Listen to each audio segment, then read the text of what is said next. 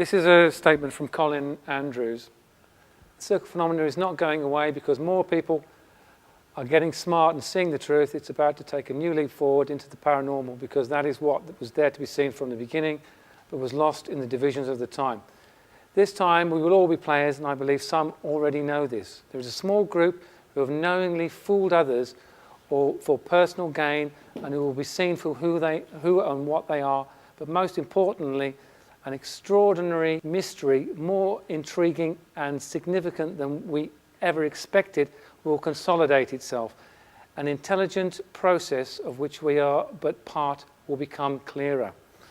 Now that's a really interesting statement, I think, from Colin Andrews. And remember, he's the guy who's been looking at this for about the last 30 years or more, and has looked at every aspect of it. Many of the top researchers that you know will not have looked at all the different areas in the same way as he has.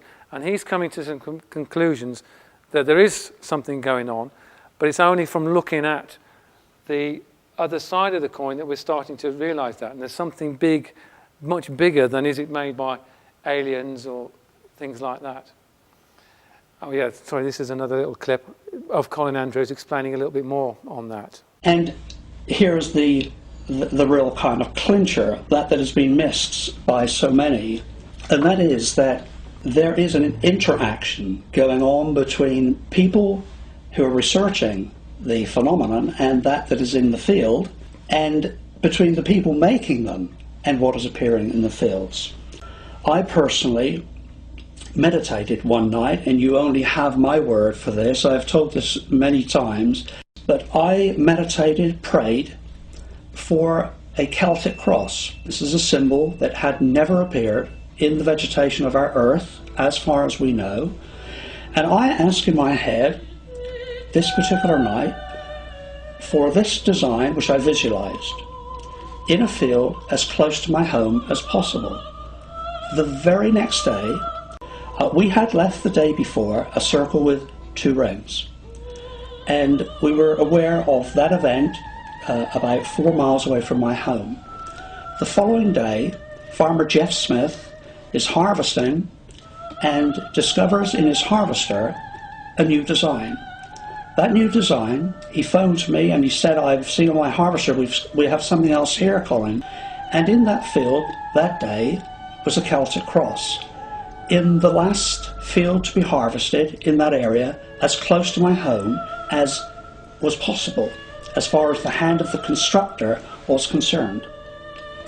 And this is how it began to go on. We saw more coincidences of the most bizarre kinds.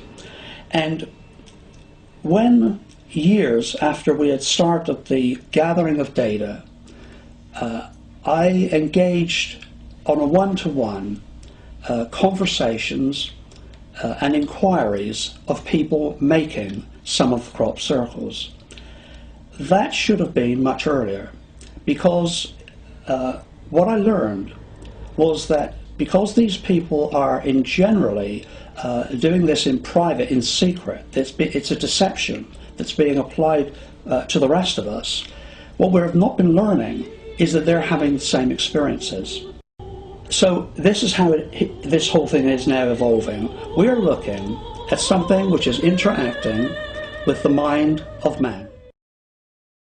Okay, so there is something going on that's interacting with people. That's really where the research should be going. That's what I think. That's certainly what Colin Andrews thinks.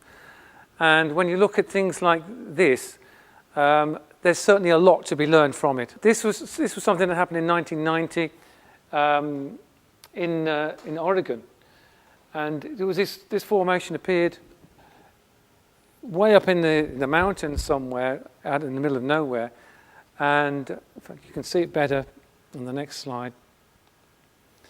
That's the one there. And nobody knew for a long time how it got there, who made it, and so on.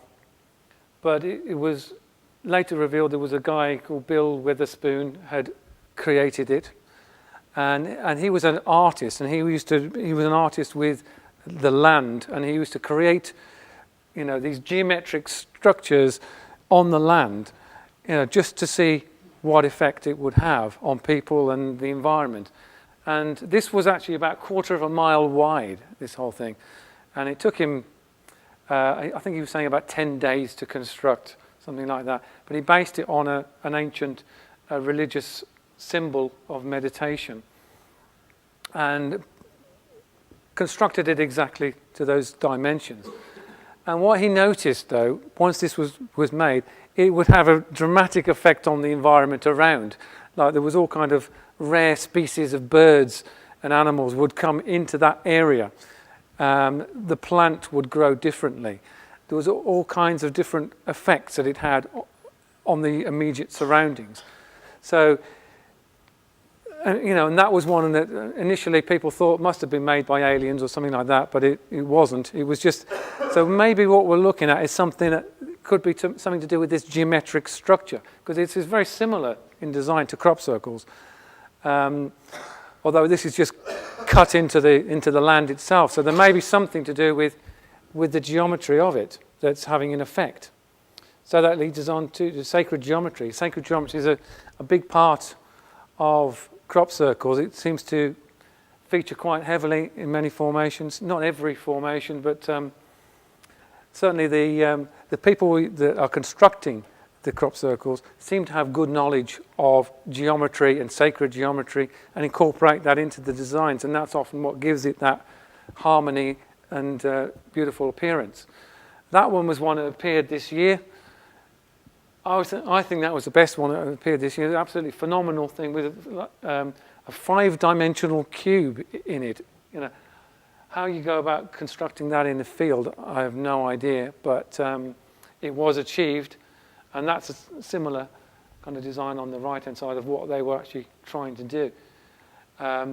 But some of you might know Nick Marchmont, who comes to Truth Juice. Yeah, that was a quote from his video, The Whole of Creation, from the cells in your body to the outer reaches of the galaxy is governed by the same geometric rules.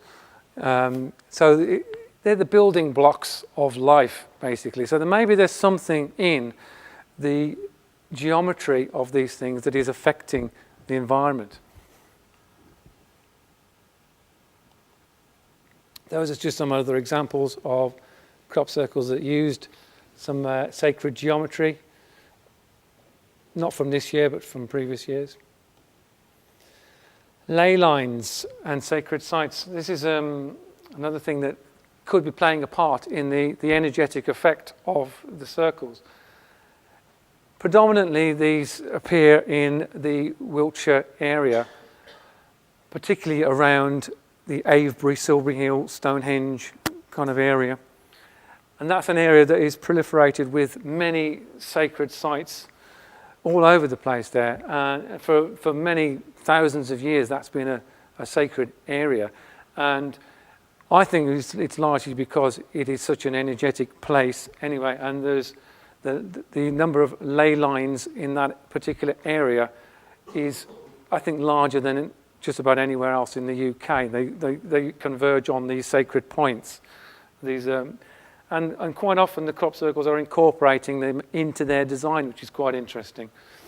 But very often they do appear very close to these areas and linked with the ley lines. It has also been noted that the crop circles, like their stone predecessors, are not only appearing at the crossroads of invisible yet measurable pathways of magnetic energy, but these pathways are connected to local sacred sites. And just like the ripples of energy that vibrate around standing stones, the crop circles too generate their own organized energy fields. Such energy fields are invisible harmonic extensions of the physical design, and the spatial arrangement of these ripples is consistent with the principles of sacred geometry. In other words, the crop circles are living organisms, physical expressions of living energy. That perhaps just exemplifies the role that sacred geometry has in all that, and the link with the ley lines as well. So I wonder whether are these crop circles actually creating some kind of harmonic resonance. That's tying it in with the crystals of the Japanese scientist Emoto, where the crystals were encoded with certain emotions and feelings and exemplified the crystals that came from it. So it probably works the other way around as well. I'm sure it does. That crystal or that crop circle will emanate a certain energy based on what's encoded in it. So are they adding resonance to the Earth's energy grid? I'm sure they are. And water is another key feature of crop circles, which again most people don't realise. That Wiltshire, people often ask why do they always appear in Wiltshire and that area, but it actually is the largest aquifer, I think in Europe, or some may even be the world. It's got a huge water table beneath it, and there seems to be something going on in its interaction between the land and the water and the geometric designs that are affecting that. So it's a little video that just explains that little aspect of it. Like sacred spaces, all crop circles share a relationship with water. They manifest over or near large sources of underground water, and after their appearance, the local soil is depleted of millions of gallons, as seen in this infrared image. Since crop circles are founded on the spiral, and spin generates an electromagnetic field in water, it is worth pointing out that such a process can imprint information in water. And samples taken from crop circles show that the water has indeed been coded. Water is capable of storing memory, even when the original coding is diluted millions of times. This has serious implications, because 90% of the world's crop circles appear across southern England and above the world's deepest chalk aquifer.